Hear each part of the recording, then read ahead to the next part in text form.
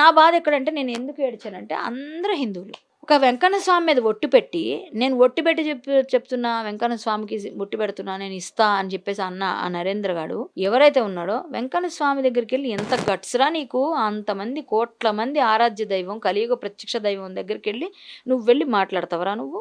ఆయన మీద ఒట్టు పెట్టి అందరి దగ్గర డబ్బులు వసూలు చేస్తావు. అది మాత్రం నేను బయట పెట్టకూడదు. నువ్వు మాత్రం చేయొచ్చు దందా, దొంగ దందా. ఇలాగే ఇంతకుముందు BMW కార్ ఇచ్చాడు, 9,000 మంది దాకా కట్టారు. ఓ 18 లక్షలు 20 లక్షలు తీసుకున్నాడు. దాని నుంచి ఒక 5 లక్షలు 6 లక్షలు అంతకన్నా ఉండదు. వాడు చెప్తాడు 10-15. అదే పాత తుప్పు పట్టిపోయిన దానికి మేకప్ చేసి తెస్తారు వీళ్ళు. మాకు తెలియనివా ఇవన్నీ, విన్నవా చూడండివా. వీళ్ళంతా మనం సెకండ్ హ్యాండ్స్ కార్లు చూడట్లే, ఏదో అమ్మేస్తారు. అది అమ్మేస్తే 6-7 లక్షలు వచ్చేస్తుంది. మిగిలిన డబ్బులు ఆడు మహా అయితే 5-6 లక్షల లాభం ఉండదు. ఆడికి 10 పైన లాభం ఉంటేనే పని చేస్తారు వీళ్ళు. ఎందుకంటే ఇంతమంది 30 మందిని మెయింటైన్ చేస్తాడు అంటే గ్యాంగ్. వాళ్ళకి మంచి ఒక తల ఇంత ఇప్పత అవ్వదు కదా, ఎంత ఫ్రెండ్స్ అయినా. మరి అంతమంది మాఫియా ఉన్నారు కదా. సో వీళ్ళందరినీ కలిసి మాఫియాని మెయింటైన్ చేయాలంటే ఆయనకు డబ్బులు కావాలి. వీడేమంటున్నాడు, ప్రజలను మోసం చేస్తే నేను గివేవే అంటే ఏంటి అసలు దాని అర్థం ఏంటి? నువ్వు నాకు ఇచ్చింది నేను నీకు ఇవ్వడం కదా. నువ్వు నాకు లైక్ ద్వారాను ఒక ఫాలోవర్దా వచ్చావు కదా, నీకు నేను ఇవ్వాలి. సో నీకు నేను ఇవ్వాలి అంటే నీ జోబులోంచి నీకు వచ్చిన డబ్బుల్లోంచి నువ్వు ఇవ్వాలి. మరి ఇంతమందికి ఇవ్వట్లేదు, నువ్వు ఇవ్వకుండా ఒక్కడికే ఇస్తున్నావు కదా. ఒక్కడికే ఇచ్చేటప్పుడు ఏమవుతుంది? ఇంతమంది మోసపోయినట్టే కదా. ఇంతమంది మోసపోతున్నారు, వాళ్ళందరి డబ్బులు నువ్వు తింటున్నట్టు కాదా. వీడికి ఒక్కడికి ఇస్తున్నావు, మరి వాళ్ళందరికీ ఏమి ఇస్తావు? ఇస్తావేవో నాకు తెలియదు, నాకు అనవసరం, నువ్వేమైనా చేసుకో. ఇవేవే అంటే నీ వాళ్ళ దగ్గర నుంచి డబ్బులు కొట్టించుకొని నువ్వు ఇవ్వడం కాదు, నీ జోబులోకి వెళ్ళి వెయ్యాలి. నీ జోబులోంచి తీసి 100-200 వాళ్ళకి వెయ్యి. లేకపోతే నువ్వు ఒరే బాబు నీ ఇంట్లో చిన్నపిల్లడు ఉన్నాడనుకో, ఆడికి 5 స్టార్ చాక్లెట్ కొనిరా అని చెప్పి 100 రూపాయలు కొట్టాడికి వాడి నెంబర్ పెట్టమను, కొట్టు. నాకు 1,00,000 రూపాయలు వచ్చిందిరా మీ వల్ల, ఈ 1,00,000 నేను పనిచేస్తున్నాను రా మీకు ఎవరికైనా పిల్లలకు పుస్తకాలు కావాలా, లేకపోతే మీకు ఏమైనా బట్టలు కావాలా, లేకపోతే ఇంకేమైనా కావాలా, అది చెయ్యి పని, అంతే కదా. నువ్వు అలాంటిది కదా గివ్ ఇవే అంటే. ఆడి దగ్గర నుంచే 399 కొట్టు, 299 కొట్టు, 199 కొట్టు అని డబ్బులు పెట్టి QR కోడ్లు పెట్టి, ఆడేమో బల్కంపేటలో చేస్తాడు కాస ప్రవీణ్, ఈడేమో టీటీడీలో చేస్తాడు, ఇంకొంతమంది ఇంకోళ్ళు చేస్తారు. ఇంకో చిన్నపిల్లడు ఒకడు ఫోన్ పట్టుకొని ఇగో 20 రూపాయలు పట్టండి నాకు, ఇగో ఈ ఐఫోన్ ఇచ్చేస్తాను అంటాడు. ఆడింతున్నాడు 15 ఏళ్ళ పిల్లాడు కూడా లేడు. అంటే వీళ్ళు ఇన్ఫ్లుయెన్స్ అంటే వాళ్ళని ఇన్ఫ్లుయెన్స్ చేస్తున్నారు పిల్లల్ని. మరి ఇలాంటి వెధవలను ఏం చేయాలి? అందుకే నేను వెధవా అనంటే తప్పేం లేదు. మంచి పని చేస్తే మంచోడు అంటాం, మేము అంటామండి. మీరు తప్పులు చేసినప్పుడు అంటాం. నేను ఆ విధంగా మాట్లాడాల్సి వస్తుందంటే మీరు చేసిన పని. నిన్న మీరు మనుషులైతే అలా బిహేవ్ చేయరు. మీరు వెధవ పని చేశారు కాబట్టి వెధవలు అన్నా నేను. ఎందుకంటే నన్ను వెధవ అంటుంది చూడు ఎట్లా అంటే, ఎందుకు తప్పు కాదు? ఎందుకు నువ్వు ఎట్లా మాట్లాడుతుంటే నువ్వు చేసిన తప్పు కాదా? నువ్వు అందరి ముందు నా మీద మొహం మీద ఇట్లా వీడియో పెట్టి కళ్యాణి ఇట్లా చూడు అలచల్ చేస్తుంది, ఇక్కడ మమ్మల్ని అందరూ అంటుంది, న్యూసెన్స్ చేస్తుంది. నేను న్యూసెన్స్ చేయడం ఏంటి? నువ్వు చేసిన పని నేను రెడ్ హ్యాండెడ్ పట్టించా ఇక్కడ, అది నేను చేసిన పని. ఎలా వచ్చింది మీకు ఇన్ఫర్మేషన్? అసలు ఎలా ట్రేస్ చేయాలనుకున్నారు వాళ్ళని? యాక్చువల్లీ ఇది 14వ తారీఖున మేము ఎఫ్ఐఆర్ చేయించామండి వీళ్ళపైన. ఎఫ్ఐఆర్ ఎప్పుడైతే అయిందో వీళ్ళకి భయం వస్తుంది అనుకున్నాం. 16వ తారీఖున ఆక్షన్ అని చెప్పారని మేము తొందరగా చేయించి కానీ బయట పెట్టలే. పండగల మోడ్లో ఉన్నారు అందరూ. ప్లస్ అది కాకుండా అన్వేష్ మీద ఫైట్ అవుతుంది కదా, దీన్ని బయటికి తేవద్దులే, ఇప్పుడు తెస్తే ఇప్పుడు మళ్ళీ ఇది అది క్లమ్జీ అయిపోతుంది, అన్నీ మనమే చేస్తున్నాం. మీరు అన్నట్టుగా ప్రతిదానికి నాకే రెస్పాన్సిబిలిటీ ఉన్నా, నాకే కర్మగాలు కనిపిస్తాయని, నాకే వస్తాయని నేనే వెళ్ళి పెడతాను. నేను వెంటనే లాయర్ని పట్టుకొని ఏదో మాట్లాడి ఇచ్చాం. వీళ్ళు ఎవరికి అంత ధైర్యం ఉందో లేదో నాకు తెలియదు, ఎవరు చేయట్లే. సరే నేనే వెళ్ళాను. నేను వెళ్తే కూడా అవుతాయి, ఎందుకంటే ఈవిడ వచ్చింది ఒక రెస్పాన్సిబిలిటీ, ఈవిడ వదలదు, ఈవిడ కోర్టుకైనా వెళ్తుందని పోలీసులు కూడా చేస్తారు. సో నేను ఆ విధంగా నేను వెళ్ళంగానే కేసులు చేయించుకోగలుగుతాం. ఎందుకంటే వాళ్ళ రెస్పాన్సిబిలిటీ ఉందని వాళ్ళకు కూడా అర్థమవుతుంది. మనం రాసే పద్ధతి కూడా అలా ఉంటుంది. వెంటనే 14వ తారీఖు అయిపోయింది. 15, 16 ఎప్పుడు సజ్జన గారు ట్వీట్ చేశారు వీళ్ళని వదలము అది ఇదని. ఆ ట్వీట్ చేసిన తర్వాత కూడా వీడు ఇంకా తట్టుకుంటారులే, పక్కకి వెళ్ళిపోతారులే అనుకున్నా. 18వ తారీఖు ఇప్పుడు బయటకు వచ్చిన తర్వాత నా ఎఫ్ఐఆర్ బయటకు వచ్చింది. అప్పుడు నేను బాంబేలో ఉన్నా. అక్కడ నుంచి నేను అందరికి లైవ్లు ఇచ్చాను. బాంబేలో ప్రోగ్రామ్కి వెళ్ళి అక్కడ చేసి నేను 20వ తారీఖు పొద్దున వచ్చాను 1 గంటకి. వచ్చిన వెంటనే నాకు మా పిల్లోడు ఎవడైతే మోసపోయాడో ఆ పిల్లోడు నాకు పంపించాడు వీడియో. అక్క ఇవాళ 4 o'clockకి వీడు ఆక్షన్ పెట్టాడు, లైవ్ పెడుతున్నాడు, 4 గంటల లైవ్ అన్నాడంటే సరే అయితే లైవ్లో ఉన్నాం, పోలీసులకు పంపించాం. మా సమాచారం మేము ఇచ్చాం. పోలీసులు వెంటనే ఇది ఎలా అయినా పట్టుకోవాలి, లైవ్లో వెళ్ళి పట్టుకుందాంలేండి అమ్మ, మంచిగా వాడు దొరికేస్తాడు, మొన్న చేయలేకపోవడం పోనీ ఇప్పుడు చేస్తున్నాడు అని అనుకున్నాం. ఇంతే, మనం ఇవ్వాల్సిందంతా ఇచ్చాం.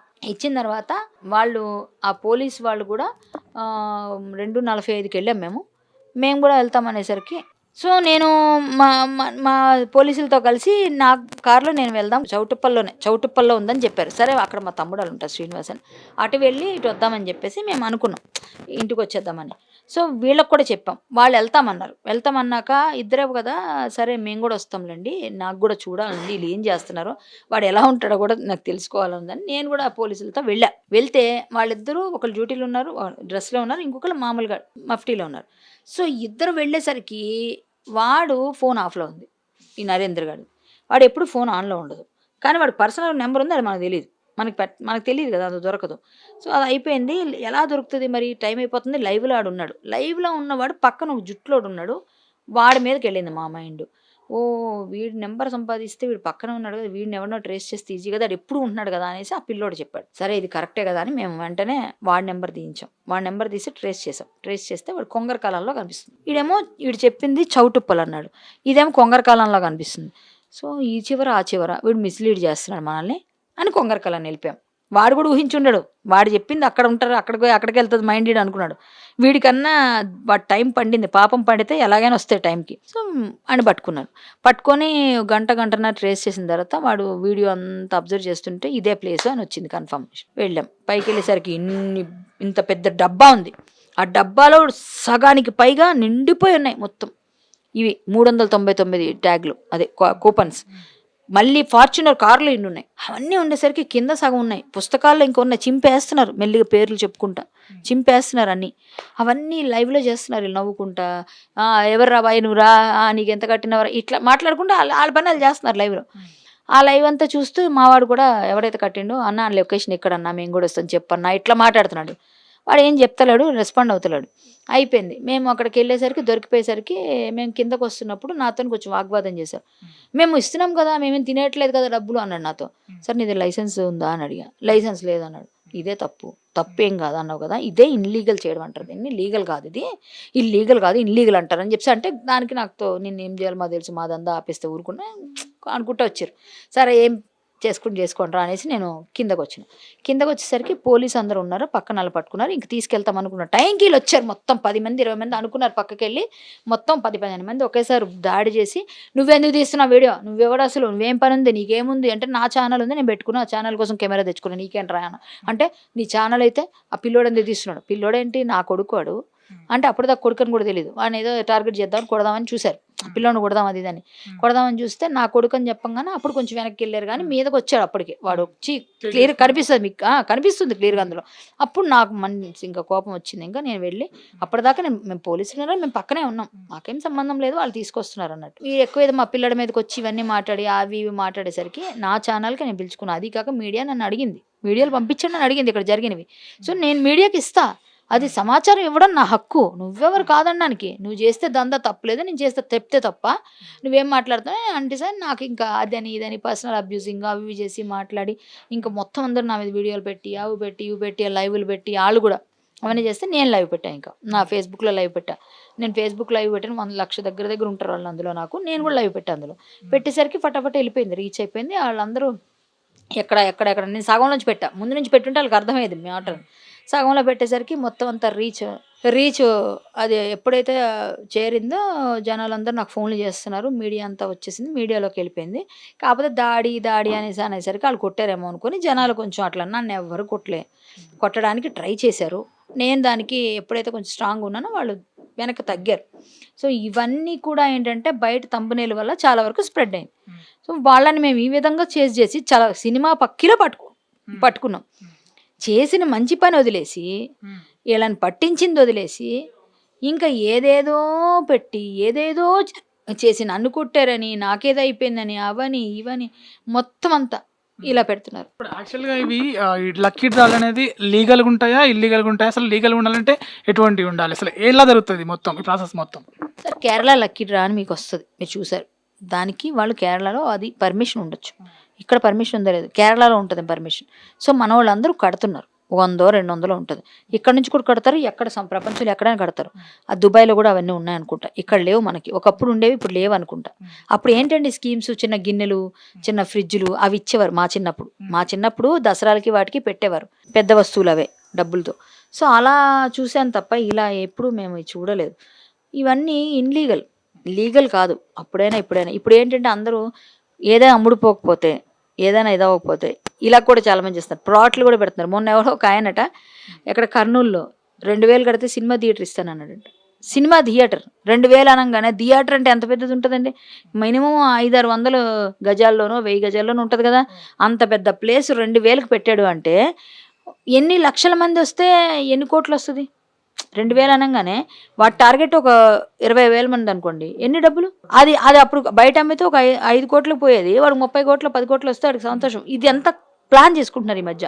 ప్లాట్లు పోకపోతే 16 లక్షలకి ఇస్తాం, 10 లక్షలకి ఇస్తాం, చాలా మంది చూస్తున్నాం మధ్య. ఇదంతా ఒక దందా మొదలైంది. ఆన్లైన్ బెట్టింగ్ కన్నా మాఫియాల తయారయ్యారు. దీనికి సపోర్టర్స్ కూడా ఉన్నారు. సో వీళ్ళందరూ ఎవరికైనా తినిపిస్తున్నారా, ఎవరికైనా చేస్తున్నారా, ఎవరైనా వీళ్ళకి సపోర్ట్ చేసే నాయకులు ఉన్నారా, ఇంకెవరున్నారా అని వెనకాల నుంచి ఎవరున్నారో బయటికి రావాలి. ఇప్పుడు వీళ్ళ విషయం బయటికి ఎందుకు రాలేదు ఇంతవరకు వాళ్ళని ఎందుకు ప్రొడ్యూస్ చేయట్లేదు? కోర్టులో ప్రొడ్యూస్ చేశారు, ఎందుకు టీవీ ముందు చెప్పట్లేదు వీళ్ళని పట్టుకున్నామని? పోలీసులు ఏం చేస్తున్నారు? పోలీసు వారు చేశారు కరెక్టే, మరి చేసింది చూపించాలి కదా. మరి ఎందుకు వాళ్ళని లోపల రిమైండ్ చేశారు? లేదా చెప్పాలి కదా మాకైనా, ఎవరికి చెప్తలేరు. సో ఏం జరుగుతుంది? నేనైతే వదలను. వాళ్ళని రిమైండ్ చేయకపోతే, కేసులు సరిగ్గా లేవు సెక్షన్స్ అంటే మా దగ్గర ఇంకా చాలా ఉన్నాయి, వాడికి నేర చరిత్ర చాలా ఉంది, అన్నీ పట్టుకొని వాళ్ళని లోపలించేదాకా పోరాడతా. ఇలాంటి వాళ్ళందరినీ కూడా ఇన్స్టాగ్రామ్ ఇన్ఫ్లుయెన్సర్స్ అని చెప్పుకొని చెత్త పనులు చేసే ఆడ మగ అందరినీ వేటాడతాం. ఖచ్చితంగా బట్టలు ఇప్పుకు తిరుగుతాం, ఇష్టం వచ్చినట్టు తిరుగుతాం, ఇన్స్టాగ్రామ్లో సగం బట్టలు వేసుకొని డ్యాన్సులు చేస్తామంటే ఇన్స్టాగ్రామ్ బ్యాన్ అయ్యేటట్టు చేస్తాం. ఇన్స్టాగ్రామ్ బ్యాన్ అవ్వాలి. ఇలాంటి చెత్త దరిద్రాలన్నీ ఇందులోంచే మొదలవుతున్నాయి. టిక్టాక్ చేసినట్టు పిచ్చి పిచ్చివన్నీ ఇక్కడ కూడా చేయాల్సిందే, చేయించాలి కూడా. దానికోసం నేను పోరాడతాను. యాక్చువల్గా ఇప్పుడు ఈ టీటీడీ పేరిట జరుగుతున్నాయి, ఇంకా దేవాలయాల్లోనే ఇటువంటి డ్రాలు చేయడం అసలు దేనికి? అంతే దేవాలయంలో డ్రా తీయలేదు, దేవాలయంలో వెళ్ళి రీల్ చేశారు. రీల్ చేసి దానికి కింద క్యూఆర్ కోడ్ పెట్టారు. వెనకాల వెంకన్న స్వామి, వీళ్ళు ఒట్టు పెట్టి వెంకన్న స్వామి దగ్గర ఒట్టు పెట్టి చెప్తున్నా, ఇది నేను ఇస్తా, ఇంత డబ్బులు మీరు కొట్టండి అని వాట్సాప్లో చెప్తారు. వాట్సాప్ నెంబర్ ఇస్తారు. ఆ నెంబర్కి వీళ్ళు పంపించినాక వాళ్ళు స్లిప్ ఇస్తాడు. ఆ స్లిప్ వీళ్ళు డ్రాలో వేస్తానని చెప్తాడు. ఏదో కొన్ని పేర్లు వస్తాయి, కొన్ని రావు. వాళ్ళ ఇష్టం ఏం కాదు ఎలా చేస్తారు. సో దేవాలయాల ప్రిన్సెస్లో అది తిరుపతి వెంకటేశ్వర స్వామి దగ్గర నీకెంత దమ్ముందిరా దొంగ వెధవల్లారా, మీరు అక్కడికి వెళ్ళి స్వామి దగ్గర మీరు ఆక్షన్స్ గురించి మాట్లాడడం, దాని గురించి చెప్పడం, గివేవే అనడం, 200 రూపాయలు 300 రూపాయలు పెట్టడం, అది నాకు బాగా హర్ట్ చేసింది. అలాగే ఈ కాసా ప్రవీణ్ ఏం చేశాడు, బల్కంపేట ఎల్లమ్మ గుడి దగ్గర చేశారు. సో ఇవన్నీ కూడా కొంచెం నాకు ఇబ్బందికి గురి చేసిన పనులు. సో వాళ్ళని నేను గట్టిగా మాట్లాడి వాళ్ళందరి గురించి నేను కంప్లైంట్ ఇవ్వడానికి ముఖ్య కారణం, దేవాలయాల్లో వీళ్ళు నిర్వహించట్లేదు, అక్కడ ప్రమోషన్స్ చేశారు. ఆ ప్రమోషన్లో ఆ రోజు ఆ గుడిలో వచ్చిన గుడిల్ని ఇష్టపడే వాళ్ళందరికీ ఆ రీల్ కనిపిస్తుంది లేదా? అల్గరిథం ఏం చేస్తుంది మరి, ఏది చూస్తున్నారో దాన్ని చూస్తుంది. గుడులను ఇప్పుడు హిందువులను టార్గెట్ చేసినట్టేగా, నువ్వు హిందూ భక్తులను టార్గెట్ చేసినట్టుగా 200 కదా పెడదాంలే, ఏం మళ్ళీ అక్కు బాగుందేమో, దేవుడు అందుకే చూపించాడేమో, ఇట్లాంటి సెంటిమెంట్స్ ఉంటాయి. ఈ సెంటిమెంట్స్ నువ్వు వాడుకుంటున్నట్టేగా. సో ఇవన్నీ కూడా చేయకూడదు కాబట్టి వాళ్ళ మీద కేసులు పెట్టారు. అంటే ఎట్లాంటి కేసులు పెట్టారు, ఎటువంటి శిక్ష పడే అవకాశం ఉంది వాళ్ళకి? అది ఐటీ సెక్షన్స్ పెట్టారండి, ఇంకొన్ని సెక్షన్స్ ఆల్టర్ అవుతాయి కొంచెం. ఇప్పుడు నేను ఇల్లీగల్గా దొరికారు రెడ్ హ్యాండెడ్ కాబట్టి ఇంకా మారుతాయి. ఏ సెక్షన్స్ పెడతారనేది తెలియదు. ముందైతే 66 ఐటీ యాక్ట్ ఏదో పెట్టారు, అలాగే 318 BNS సంథింగ్ ఏవో పెట్టారు. ఇప్పుడు కూడా మారే అవకాశాలు ఉన్నాయి.